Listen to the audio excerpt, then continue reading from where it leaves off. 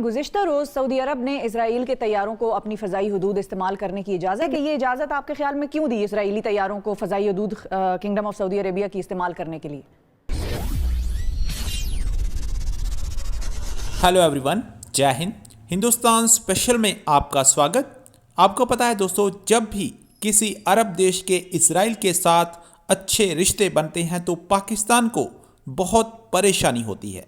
अब सऊदी अरब और इसराइल करीब होते जा रहे हैं और ये बड़ी खबर निकलकर सामने आ रही है कि सऊदी ने इसराइल के जहाज़ों को अपना एयर स्पेस इस्तेमाल करने की इजाज़त दे दी है।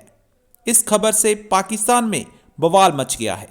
पाकिस्तानी मीडिया ने फिर सऊदी अरब और इसराइल की बढ़ती हुई नज़दीकियों पर रोना धोना शुरू कर दिया है। पाकिस्तान क्यों अरब देशों को अपनी मलकियत समझता है और उनकी हर डेवलपमेंट पर रोता रहता है। ये तो हर देश की अपनी मर्जी होती है कि किसके साथ रिश्ते रखने हैं या किसके साथ रिश्ते नहीं रखने। आज की वीडियो में अहमद कुरैशी ने इस डेवलपमेंट के बारे में और क्या कहा, so guys let's start this very interesting video. गुज़िश्ता रोज़ सऊदी अरब ने इसराइल के तैयारों को अपनी फ़ज़ाई हदूद इस्तेमाल करने की इजाज़त दी थी, जिसकी अमरीकी सदर डोनाल्ड ट्रंप के दामाद और सीनियर मुशीर जेरेड कुशनर ने तस्दीक करते हुए कहा है कि हम इस मामले में मुसालहत करने में कामयाब रहे हैं। अब सवाल ये पैदा होता है कि सऊदी अरब ने इसराइल तैयारे को अपनी फ़ज़ाई हदूद इस्तेमाल करने की इजाज़त क्यों दी?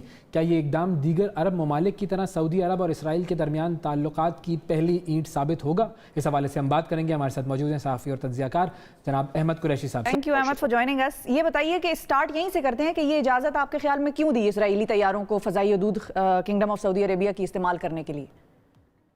ज़ाहिर है कि एक जैसे आपने खुद कहा है कि पहला इक़दाम है, एक स्टेप फॉरवर्ड है सऊदी अरब की तरफ से इसराइल के लिए, लेकिन मेरा ख्याल जो है इसका ज़्यादा ताल्लुक़ है सदर ट्रंप की इंतज़ामिया से। उनको एक तरह से फेवर दिया जा रहा है। सऊदी अरब जो एक तरह से ट्रंप इंतज़ामिया को जाते जाते उन्हें एक और ऐसी चीज़ दे रहे हैं जो लेगेसी उनके लिए हो, जिस पे वो बाद में कह सकें कि देखिए हमने ये किया था, जो कि 20-25 साल बाद मिडल ईस्ट में कोई इतनी बड़ी पेश रफ्त जो है हुई, जो कि ऑलरेडी हो गई है बहरीन, इमारात, सूडान, और अब कोशिश हो रही है सऊदी अरब के साथ। मेरे ख्याल में सऊदी इस वक्त डिसाइड कर रहे हैं क्या उन्हें सारा फेवर ट्रंप इंतज़ामिया को दे देना चाहिए इस वक्त, वो इंतज़ामिया जो अगले महीने नहीं होगी इक़्तिदार में, या कुछ चीज़ें जो है वो बाइडेन इंतज़ामिया के लिए भी छोड़ दें और कुछ चीज़ें ताकि उनके साथ भी ताल्लुकात अच्छे हो जाएं। तो बेसिकली इस वक्त जो हो रहा है वो एक सदर ट्रंप को जाते जाते एक फेवर, थोड़ा सा फेवर देने की कोशिश हो रही है।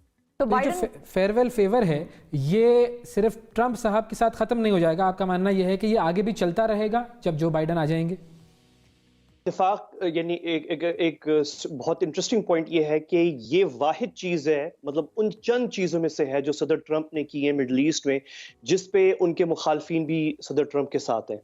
तो मतलब ये, क्योंकि ये बहुत बड़ी बात है कि 25 सालों में, 24 ईयर्स में, 24 सालों में इस किस्म की पेशरफ्त मिडल ईस्ट में हुई हो। आखिरी जो हुई थी वो आपको याद होगा 1994-95 में, जब सदर यासिर अराफात फ़लस्तीनी सदर हयात थे, तो उन्होंने उस वक्त जो है मुसालहत और रिकग्नाइज किया था इसराइल को और वो ताल्लुकात बने। उस वक्त सदर बिल क्लिंटन थे। उसके बाद से 25 सालों में मंजे हुए अमरीकी सिफारतकार जिनकी बड़े ताल्लुकात हैं, जिनकी रिलेशनशिप्स हैं, इसराइल में भी हैं, पूरे मिडल ईस्ट में भी हैं, वो भी इस तरह की पेशरफ्त नहीं कर सके जो दामाद जो है सदर ट्रंप का उसने कर दिखाया, जो कि बड़ी हैरान कुन बात है। यानी कि इतने बड़े बड़े सियासतदान, इतने बड़े पॉलिटिशियंस वो काम नहीं कर सके जो कि इसके अंदर तो मोहम्मद बिन सलमान साहब का अपना भी विजन शामिल होगा ना, क्योंकि वो भी तो अभी आए हैं। बिल्कुल हाँ, उसमें कह सकते हैं कि उनका भी होगा, लेकिन बहुत सारी ऐसी चीज़ें हैं जो शायद मोहम्मद बिन सलमान खुद अगर चाहते भी, तो आप शायद मिसाल के तौर पे F-35 तैयारे जो कि मोस्ट एडवांस्ड तैयारे इस वक्त फाइटर जेट्स हैं दुनिया के, वो अगर जेरेड कुशनर और ट्रंप जो हैं उस पे तमाम जो तहफ़्फ़ुज़ात हैं इसराइल के, इसराइली लॉबी के वाशिंगटन में, कि वो किसी अरब मुल्क को या किसी मुसलमान मुल्क को दिए जाएं, अगर वो तहफ़्फ़ुज़ात किसी न किसी तरीके से दूर करने में और कोई डील ऐसी बनाने में कामयाब ना होते जेरेड कुशनर और ट्रंप, तो शायद मुत्तहिदा अरब इमारात और जो इसराइल के दरमियान अब्राहम अकॉर्ड हुआ है वो ना होता। तो ये और आपको पता है कि जब ये डील भी हो रही थी इसराइल और इमारात की, तो इमारात ने एक वक्त में रोक दिया था सब कुछ कि सॉरी ये होगा नहीं, आगे नहीं बढ़ेगा, कोई ताल्लुकात नहीं होंगे हमारे इसराइल के साथ अगर अमेरिका की कमिटमेंट कि F-35 तैयारे, fighter jets, latest most advanced best in the world, अगर वो यूएई की एयरफोर्स को ना मिले तो कोई डील नहीं है इसराइल के साथ। तो ये बिजनेस इस वक्त इंटरेस्ट पे बात हो रही है। ट्रंप को लेगेसी चाहिए, दूसरे ममालिक को अपने सिक्योरिटी और स्ट्रेटेजिक इंटरेस्ट चाहिए।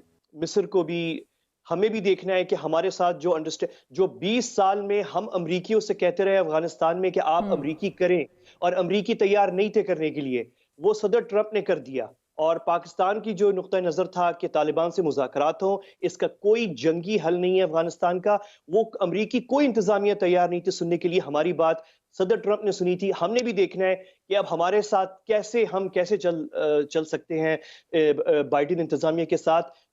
ये भी देखने वाली चीज है। ठीक है, यानी